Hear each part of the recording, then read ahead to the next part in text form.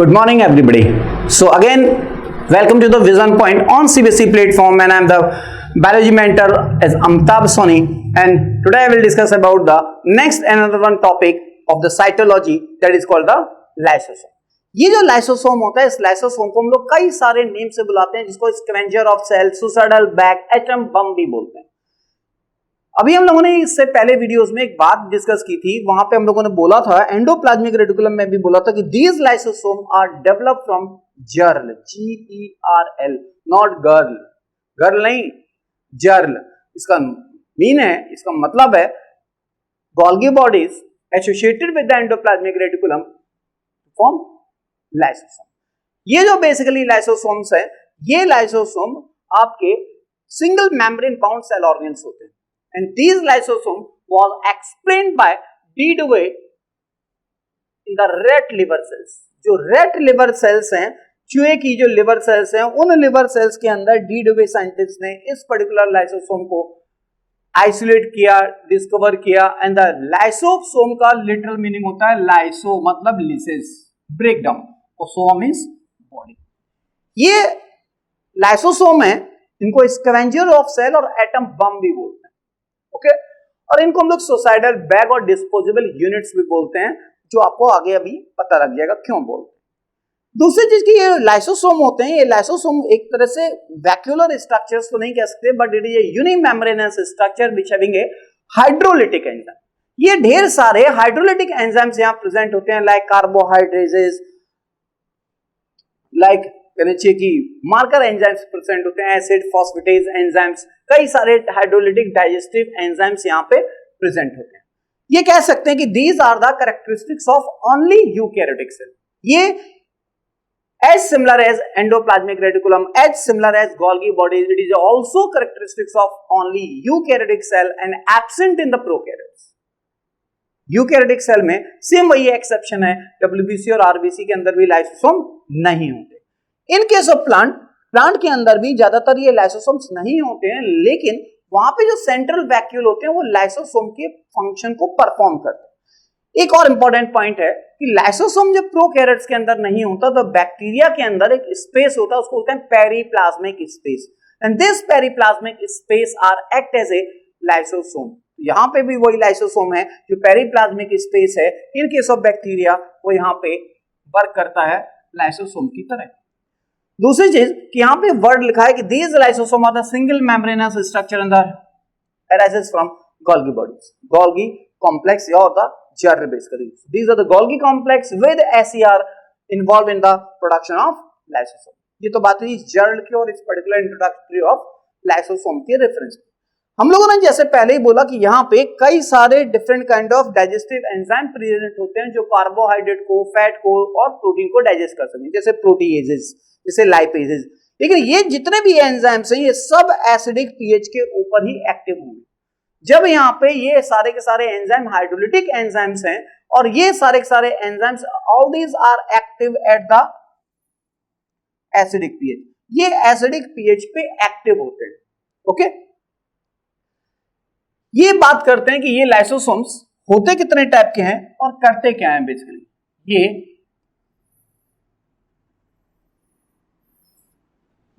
ये है आपके सॉलिड सब्सटेंस, और ये सॉलिड सब्सटेंस जब बेसिकली इस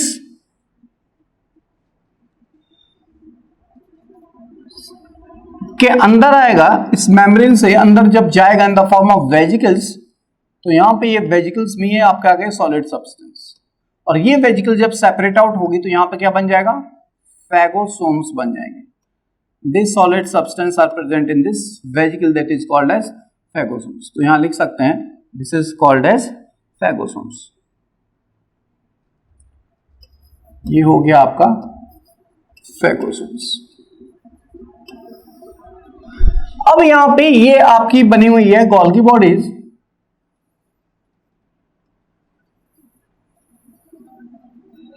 ये गोल्गी बॉडीज, और इस गोल्गी बॉडीज की हेल्प से क्या बनेगा, प्राइमरी लाइसोसोम बनेंगे. तो ये क्या बन गए, प्राइमरी लाइसोसोम्स बन गए. This is called as primary lysosome.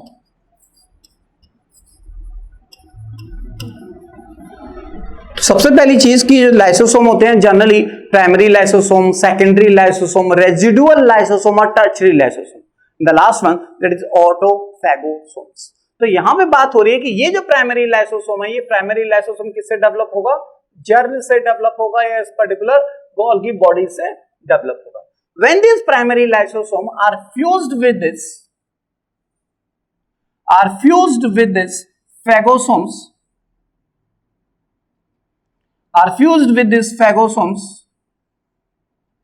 to form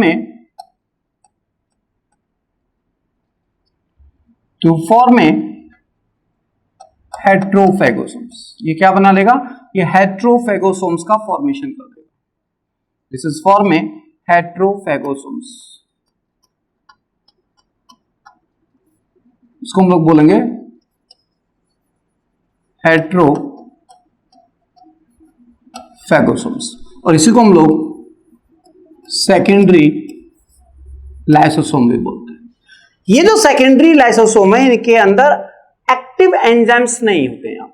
यहां पे बेसिकली डाइजेस्टिव सब्सटेंस प्रेजेंट होते हैं और यहां पे एंजाइम्स प्रेजेंट होते हैं जो इनएक्टिव फॉर्म में प्रेजेंट होते हैं। Later on when this secondary lysosome, जब यहां पे एक्टिव एंजाइम्स का फॉर्मेशन हो जाएगा और अल्टीमेटली इनके अंदर जब अनडाइजेस्टेड सब्सटेंस बचेंगे, अनडाइजेस्टेड सब्सटेंस यहां पे जब बचेंगे तो इसको हम लोग बोलते हैं residual lysosome. And this undigested substance are exit or the emits from this membrane through the E-phagy। यहां पे ये जो है इसको हम लोग बोल रहे हैं रेजिडुअल लाइसोसोम और इसी को हम लोग बोलते हैं टर्शियरी लाइसोसोम। और ये जो अनडाइजेस्टेड सब्सटेंस है, ये जो अनडाइजेस्टेड सब्सटेंस है which is emits from this membrane through the exocytosis or the E-phagy। तो ये तो बात हुई प्राइमरी लाइसोसोम जो गोल्गी बॉडी से बनते हैं, सेकेंडरी लाइसोसोम जो फैगोसोम और प्राइमरी लाइसोसोम्स के फ्यूजन से बनते हैं, and this residual lysosome which having undigested food material and this is emits or the remove with the help of E-phagy। Sometimes क्या होता है कि ये जो लाइसोसोम्स हैं, these lysosomes are engulf the old और डेड सेल ऑर्गन्स। कभी कभी क्या होता है, बहुत ज्यादा जब भूख बहुत ज्यादा लगती है, नॉर्मली हम लोगों को भी जब भूख लगती है तो सबसे पहले क्या होता है, पेट में चूहे कूदते हैं। और जब ये भूख 2-4 घंटे 10 घंटे की हो जाए तो बिल्लियां कूदने लगती हैं, बहुत सीवियर पेन होने लगता है पेट के अंदर। तो कुछ ऐसे ही समझ लीजिए कि जब सेल के अंदर बहुत ज्यादा दिनों से खाना ना खाया हो, during starvation condition, these primary lysosome engulf the dead और ओल्ड सेल ऑर्गन्स। तो यहां पे जो डेड और ओल्ड सेल ऑर्गन्स है इनमें हम लोग बना रहे हैं इस माइटोकॉन्ड्रिया को बेस करके। This is a mitochondria. इस माइटोकॉन्ड्रिया को जब ये इनगल्फ कर लेता है तो इसी पर्टिकुलर बॉडी को हम लोग बोलते हैं लाइक दिस, और यहां पे ये इनगल्फ कर लिया इसने।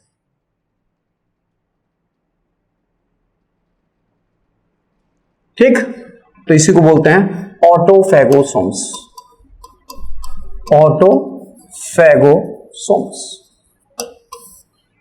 तो ये हैं डिफरेंट काइंड ऑफ लाइसोसोम जिनके बारे में हम लोगों ने अभी बात की। या फिर फर्दर एक बार हम लोग इसको डिस्क्राइब करते हैं। हमने ये बोला कि ये जो लाइसोसोम्स होते हैं ये कई डिफरेंट टाइप के हो सकते हैं। Morphologically these are so many different kind of lysosomes are present here, that's why it show polymorphism. तो यहाँ पे जो लाइसोसोम होते हैं पॉलीमॉर्फिज्म शो करते हैं। मॉर्फिज्म का मतलब मॉर्फोलॉजिकली, पॉली का मतलब मोर देन वन। तो यहाँ पे जो morphologically more than one type of lysosome देखने को मिल रहे हैं वो है प्राइमरी लाइसोसोम। जैसे कि हमने यहाँ पे बोला these primary lysosomes are formed with the help of Golgi bodies or the germ which having a inactive form of enzyme। यहाँ पे जो एंजाइम होंगे वो एक्टिव फॉर्म में देखने को नहीं मिलते। In case of secondary lysosome, when these primary lysosome are fused with the phagosomes to form a secondary lysosome or the heterophagosome, इसको हम लोग डाइजेस्टिव वैक्यूल भी बोलते हैं। और इनके अंदर डाइजेस्टिव एंजाइम्स प्रेजेंट होते हैं। क्या प्रेजेंट होते हैं? डाइजेस्टिव एंजाइम्स, वही hydrolytic digestive enzyme, protease, lipase. तो ये बात हुई सेकेंडरी लाइसोसोम की।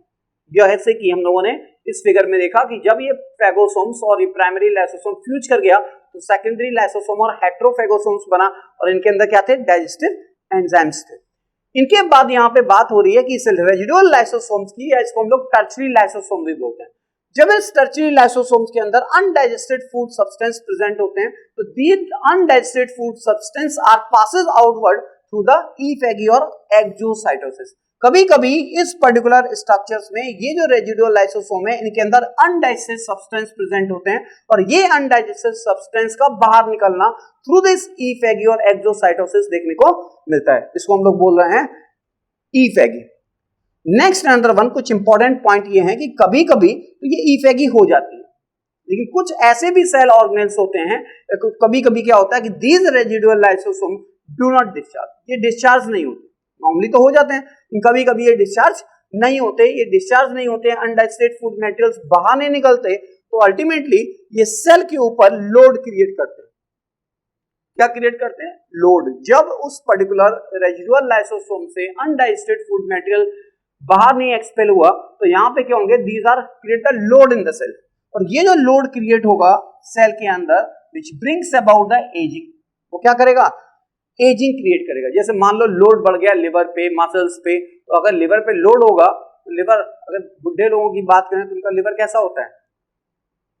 कम एक्टिव होता है ना, वो बहुत ज्यादा हैवी डाइट, बहुत ज्यादा हैवी फैट से बनी हुई चीजों को डाइजेस्ट नहीं कर सकते। उनकी मसल्स कैसी होती हैं?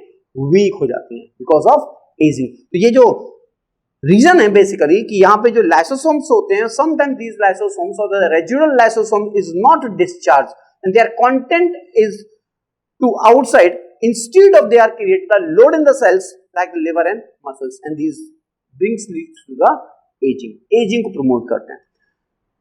कभी कभी एक और चीज होती है इस पर्टिकुलर ईफेगी की एब्सेंट की वजह से, मतलब ये जो पर्टिकुलर रेजिडुअल लाइसोसोम्स हैं ये अनडाइजेस्टेड फूड मटेरियल को जब बाहर एक्सपेल नहीं कर पाते तो इनकी वजह से एक डिजीज क्रिएट होती है, उसको बोलते हैं पॉलीनेफ्राइटिस। इनको हम लोग बोलते हैं पॉलीनेफ्राइटिस। ये तो बात हुई इसके लाइसोसोम्स के पॉलीमॉर्फिज्म नेचर के बारे में कि ये पॉलीमॉर्फिज्म शो करते हैं, प्राइमरी, सेकेंडरी, टर्शियरी लाइसोसोम्स के फॉर्मेशन में हेल्प करते हैं। Next important point, the autophagosomes. ये जो ऑटोफेगोसोम्स होते हैं या इनको हम लोग ऑटोफेजिक वैक्यूल्स भी बोलते हैं। जब भूख बहुत ज्यादा लगती है during starvation condition, these lysosome engulf the certain dead cell और ओल्ड सेल ऑर्गेन्स। जब ये स्टार्वेशन कंडीशन हो, भूख बहुत ज्यादा दिन से लगी हो, 4-5 दिन से खाना ना खाया हो, व्रत रखे हो, तो क्या होगा? लाइसोसोम क्या करेंगे? उस पर्टिकुलर डेड सेल ऑर्गेनेल्स को क्या करेंगे, या ओल्ड सेल ऑर्गेनेल्स को, माइटोकॉन्ड्रिया की तरह जो इनकी लाइफ स्पैन 5 से 6 दिन तक थी, 10 दिन तक थी, उसके बाद वो खत्म होने लगे, उनको क्या करेगा? खा लेगा, और उनको खाने के बाद they digest them by autolysis and these are called the suicidal bag. That's why it is called as a suicidal bag. एक एग्जांपल है इसी पर्टिकुलर लाइसोसोम्स का। ये जो लाइसोसोम्स होते हैं इनडायरेक्टली कहना चाहिए कि यहाँ पे जो ऑटोलिसिस यहाँ बढ़ा है, डाइजेस्ट देम बाय ऑटोलिसिस, तो सेम इसी तरीके से फ्रॉग की लार्वा के अंदर क्या होता है? यहाँ पे फ्रॉग के लार्वा के अंदर जो टेल होती है, जैसे ये फ्रॉग का लार्वा है और इस लार्वा की टेल, इस फ्रॉग के अंदर ये जो फ्रॉग है आपका, ये फ्रॉग की जो टेल है वो यहाँ पे गायब हो गई। क्यों गायब हो गई? क्योंकि यहाँ पे disappearance of the tail in frog due to the autolysis during the metamorphogenesis. उस पर्टिकुलर लार्वा टेल के अंदर क्या होती है? मेटामॉर्फोसिस देखने को मिलती है, और वहां पे ये लाइसोसोम इंपॉर्टेंट रोल प्ले करता है, जिसकी वजह से टेल डिसअपीयर हो जाती है, ऑटोलिसिस देखने को मिलेगी, और फ्रॉग के अंदर इसलिए टेल नहीं होती है। ये तो एक इंपॉर्टेंट कुछ इंफॉर्मेशन थी रिगार्डिंग दिस लाइसोसोम। अब बात करें, अगर एक और पॉइंट बचा है वो है वैक्यूल। वैक्यूल भी जो होते हैं वो नॉन मेम्ब्रेनस स्ट्रक्चर्स होते हैं, और ये जो नॉन मेम्ब्रेनस स्ट्रक्चर्स होते हैं ये बेसिकली इनकी मेम्ब्रेन को, क्योंकि ये भी क्या है? मेम्ब्रेनस, इनकी मेम्ब्रेन को हम लोग टोनोप्लास्ट बोलते हैं। इनकी मेम्ब्रेन को क्या बोलते हैं? टोनोप्लास्ट। ये unit membrane bound cell organelle जिनकी मेम्ब्रेन को बोलते हैं tonoplast and which is a selectively permeable membrane. ये जो सेलेक्टिवली परमेबल मेम्ब्रेन और सेल मेम्ब्रेन है बिल्कुल वैसे ही जैसे प्लाज्मा मेम्ब्रेन में एक्सप्लेन किया था कि दीज मेम्ब्रेन आर डिफरेंशियल और selective permeable membrane that is a tonoplast. ये वैक्यूल को हम लोग इन जनरल सैप वैक्यूल बोलते हैं because these vacuole having a water sap some of the different kind of inorganic and inorganic और organic substance. तो यहाँ पे ये बेसिकली वाटर है, सैप है और एक्सक्रीटरी प्रोडक्ट प्रेजेंट होते हैं इस वैक्यूल के अंदर। अगर हम इसको बोलें दीज आर द वैक्यूल, इस वैक्यूल के अंदर वाटर प्रेजेंट होंगे, कुछ इनऑर्गेनिक वाटर होंगे, सैप होंगे, different kind of pigment which में भी द एंथोसाइनिन पिगमेंट वो यहां प्रेजेंट होंगे, इनऑर्गेनिक और ऑर्गेनिक सॉल्ट्स प्रेजेंट होते हैं इसके अंदर। ये तो है वैक्यूल के रेफरेंस। नॉर्मली जो वैक्यूल्स होते हैं वो हमारे प्लांट सेल के अंदर मेनली प्रेजेंट होते हैं, एनिमल सेल्स के अंदर वैक्यूल के साथ छोटे होंगे या नहीं होंगे। तो यहाँ पे जो 90% वॉल्यूम ऑफ सेल होता है प्लांट का, जो 90% वॉल्यूम ऑफ सेल होता है वो किसकी वजह से होता है, इन्हीं वैक्यूल की वजह से होता है। और ये जो वैक्यूल हैं, ये वैक्यूल कई डिफरेंट टाइप के हो सकते हैं, विच में भी द गैस वैक्यूल, विच में भी द फूड वैक्यूल और विच में भी द कॉन्ट्रैक्टाइल वैक्यूल। ये जो वैक्यूल्स हैं जो हम लोगों यहाँ पे एक्सप्लेन कर रहे हैं, ये वैक्यूल नॉर्मली 3 टाइप के हैं जिनको बोलते हैं कॉन्ट्रैक्टाइल वैक्यूल। ये ज्यादातर लोअर एनिमल्स में प्रेजेंट होते हैं, लाइक पॉरीफेरेंस हो गए, प्रोटोजोन्स हो गए, उनके अंदर प्रेजेंट होते हैं। These contractile vacuoles are help in the osmoregulatory function. ये वाटर को बैलेंस करते हैं बेसिकली, इसलिए इनको हम लोग बोलते हैं these are osmoregulatory in function, जो अमीबा में देखने को मिलते हैं। ये जो फूड वैक्यूल होते हैं, ये फूड वैक्यूल वो वैक्यूल है जो प्रोटिस्टा के अंदर प्रेजेंट होंगे और यहाँ पे कुछ सब्सटेंस का डिपोजिशन होता है जिसकी वजह से ये during the adverse condition survive कर सकते हैं, इसलिए इनको बोलते हैं food vacuole which present in the protista. Okay, and the last one which is called as a gas vacuole. Gas vacuole से आप क्लियरली समझ रहे हैं, गैस का मतलब है वो वैक्यूल जिनके अंदर गैस होगी, और जिस वैक्यूल के अंदर गैस होगी वो क्या करेगा, फ्लोटिंग में हेल्प करेगा, फ्लोट करेंगे बेसिकली, तो इसको बोलते हैं which helps in the buoyancy. ये जो गैस वैक्यूल होते हैं ज्यादातर बैक्टीरिया में, और जो बीजीए मेंबर्स होते हैं उन बीजीए मेंबर्स के अंदर, प्रोकैरियोट्स के अंदर और बीजीए मेंबर्स के अंदर ये गैस वैक्यूल्स प्रेजेंट होते हैं जो बॉयंसी में हेल्प करते हैं। तो basically this act as a pseudo vacuole also.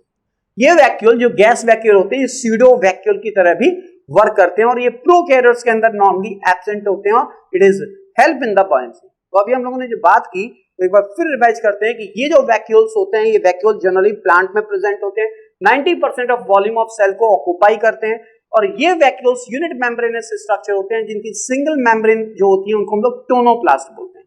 और ये टोनोप्लास्ट या जो वैक्यूल्स होते हैं इनके अंदर वाटर, सैप, पिगमेंट, इनऑर्गेनिक और ऑर्गेनिक सब्सटेंस होते हैं। ये वैक्यूल्स मेनली 3 टाइप के होते हैं जिसको हम लोग कॉन्ट्रैक्टाइल वैक्यूल, फ्लूइड वैक्यूल और गैस वैक्यूल बोलते हैं, जो ज्यादातर आपके यहाँ पूछा गया है कि this gas vacuole are help in the buoyancy and which present in the BGA member. तो ये तो बात हुई इस पर्टिकुलर गैस वैक्यूल के रेफरेंस में, और हम लोगों की बात हुई इस पर्टिकुलर लाइसोसोम के रेफरेंस में। एक और थोड़ी सी यहाँ पे बात करते हैं, थोड़ा सा टाइम है हम लोगों के पास। ये जो वो बच्चे जो ज्यादातर कंपटीशन की प्रिपरेशन करते हैं उनके पास सबसे बड़ी प्रॉब्लम्स होती है कि how to manage the time and how to manage the concentration. 1 घंटे से ज्यादा वो लोग सिटिंग नहीं कर सकते, 1 घंटे से ज्यादा वो लोग चेयर पे नहीं बैठ सकते। अगर आपको याद हो तो इससे पिछले कुछ वीडियोस में हम लोगों ने डिस्क्राइब किया था, आपको एक्सप्लेन किया था कि ये जो बेसिकली हमारे स्टूडेंट्स हैं उनको ब्रेन ब्रेकफास्ट या ब्रेकफास्ट में क्या चीजें यूज करनी चाहिए जो ब्रेन के लिए हेल्पफुल है। तो यहाँ पे हम लोग डिस्कस कर रहे हैं कि how to manage the time. तो आपको क्या करना है, सबसे पहले if you are preparing for the any competitions और specially for the NEET, because ये जो टॉपिक चल रहा है ये हम लोगों के नीट के अकॉर्डिंग और सीबीएसई 11 के अकॉर्डिंग टॉपिक है। तो यहाँ पे आपको जो टाइम मैनेज करना है, बिकॉज इस कोविड पीरियड में you have lots of time, you have the 24 hours. कोई ऐसा बच्चा है जिसके पास 25 आवर्स हो इन एंटायर वर्ल्ड? कोविड के पहले या कोविड के बाद? नहीं है ना। तो यहाँ पे आपको क्या करना है, फर्स्ट जब आप रात में डिनर लेने के बाद स्टडी करते हो, स्टडी करने के बाद सोने जाते हो, तो उससे 5 मिनट 10 मिनट पहले एक पेज पे आपको क्या करना है, कुछ चीजें नोट करनी है कि आपने आज क्या क्या किया, आपने आज कितना फिजिक्स पढ़ा, कितना केमिस्ट्री पढ़ा, कितना बायो पढ़ा। उसके टोटल को अगर जोड़ेंगे तो शायद वो 6 आवर्स भी नहीं होगा। इन जनरल बात कर रहे हैं। तो आपको क्या करना है कि एवरी डे जब आप early in the mornings bed छोड़ते हो तो उस टाइम पे सबसे पहले उस टॉपिक को फ्रेश होने के बाद, ब्रश करने के बाद उस टॉपिक को स्टडी करनी चाहिए जो आपको याद नहीं हो रहा है, विच में बी द केमिस्ट्री, विच में बी द बायोलॉजी और विच में बी द फिजिक्स ऑल्सो। उसके बाद आपको एवरी डे कोचिंग के अलावा, स्टडीज के अलावा अपनी सेल्फ स्टडी को फोकस करना है। स्टडी मींस कोचिंग स्टडी और जो आपके स्कूल स्टडी, उनके अलावा आपको क्या करना है, सेल्फ स्टडी को फोकस करना है। और वो जो सेल्फ स्टडी की टाइमिंग है, एटलीस्ट मिनिमम अगर आप 2 से 4 घंटे देते हो फिजिक्स को, 3 घंटे देते हो, 2 घंटे देते हो केमिस्ट्री को, तो at least minimum 1 to 2 hours everyday biology को देंगे। और एवरीडे रात में सोने से पहले आप क्या करेंगे, उस पूरे दिन के शेड्यूल को आपको नोट करके और अपने आप खुद एनालाइज करना है कि ये जो मैंने टाइम स्पेंड किया for self study to revise everything, वो कितना इंपॉर्टेंट है। अगर वो 4 घंटे हैं तो आपको उनको इंक्रीज करना है, अगर वो 2 घंटे हैं तो उनको आपको 8 घंटे तक पहुंचाना है। एटलीस्ट मिनिमम 6 to 10 आवर्स तक आप अपनी सेल्फ स्टडी पे अगर देंगे तो वो चीजें ज्यादा हेल्पफुल करेंगी आपकी सक्सेस में। अब कुछ बच्चे वो कहेंगे सर हम तो 6 से 8 घंटे कोचिंग में ही पढ़ते हैं। तो बेसिकली जब आप कोचिंग में पढ़ते हो, अगर आप कंसंट्रेट करके पढ़े तो शायद वो भी आपकी सेल्फ स्टडी में ही काउंट होता है। तो आपको क्या करना है, एवरीडे ये जो आपका शेड्यूल है उसको आपको एवरीडे बनाना है। एक आध हफ्ते बनाएंगे तो आपको आइडिया लग जाएगा कितना टाइम आप एक्सपेंड कर रहे हो, कितना गुड टाइम आप एक्सपेंड कर रहे हो for your competition, for your success the या अचीव द गोल। यहाँ पे एक और इंपॉर्टेंट बात ये है कि हम लोग जिस चीज की बात कर रहे हैं, जिस कंपटीशन की बात कर रहे हैं, वो आपसे सैक्रिफाइस मांगता है। अगर आप सैक्रिफाइस नहीं करोगे तो आप सक्सेस नहीं हो सकते। चाहे वो कोई भी इंसान हो, चाहे वो डॉक्टर हो, इंजीनियर हो, पॉलिटिशियन हो, उन्होंने कुछ ना कुछ कहीं ना कहीं कुछ सैक्रिफाइस किया हो। और वो सैक्रिफाइस आपको क्या करना है, आपको सैक्रिफाइस करना है कुछ चीजों का। जैसे मोबाइल का सैक्रिफाइस करना है आपको, अपने FB पे, WhatsApp पे नो एनी शेयरिंग, कोई शेयरिंग नहीं करनी। कितने दिन तक, जस्ट ओनली 700 डेज। अगर आप 11th के स्टूडेंट्स हैं तो आपको 700 डेज में कोई भी किसी तरीके के जितने भी ये बैरियर्स हैं, जो गजेट हैं डिफरेंट टाइप के, उन सबको यूटिलाइज नहीं करना है। तो आपका टाइम कहीं ना कहीं क्या होगा, सेव होगा। बाकी नेक्स्ट वीडियोस में हम लोग कुछ और अदर चीजों के बारे में डिस्कस करेंगे और उसमें डिस्कस करेंगे कंसंट्रेशन कैसे आपको अपनी इंप्रूव करनी है। Okay, thank you so much. If you have any kind of doubt or the comments, so please note down this number and visit this website. Thank you so much.